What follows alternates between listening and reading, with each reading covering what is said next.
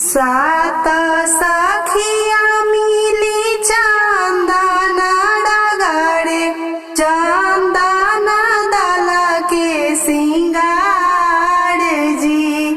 बड़े बड़े कुंवर जी घोड़वा सवारे कूदी भये सवार जी।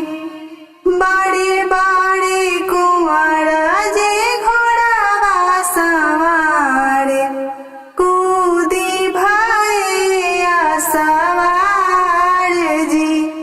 जाई के उतारे है जनक दुआरवा होई दुआरे के चार जी।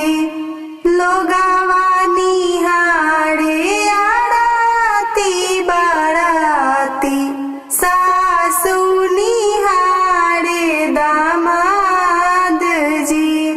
लोगवा निहारे आरती बाराती सासु निहारे दामाद जी। आगे होई पूछेली मालिना बेटिया सुनी दुल्हा बिनती हमारे जी। कवन हउए दुल्हा कवन दुल्हा पापा कवन हउए दुल्हा के भाई जी।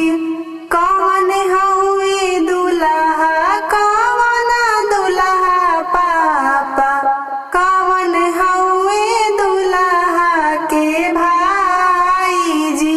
छोटी ही हथिया ठुमकात आवे चवड़ा दौड़े चौपाल जी।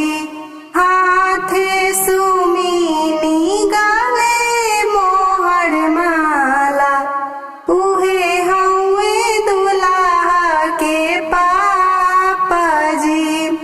हाथे सुमीनी गले मोहर माला उहे हउए दुल्हा के पापा जी।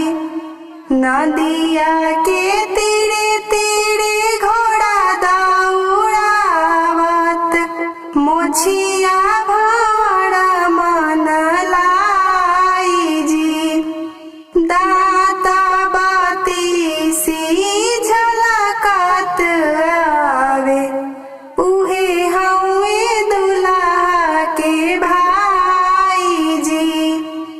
दाता बाती सी झलकत आवे उहे हउए दुल्हा के भाई जी। छोटी ही डोरिया हो छोटी ही डाढ़िया छोटा ही के चाड़ी वो कहार जी। सोने काए मौड़ी सिरा झपकात आवे उहे हउए दुल्हा दामाद जी। सोने काए मौड़ी सिरा झपकात आवे उहे हउए दुल्हा दामाद जी। आगे होई पूछेले दुल्हा कवन दुल्हा सोना मालिन बिनती हमारे जी। कवन हाई सासु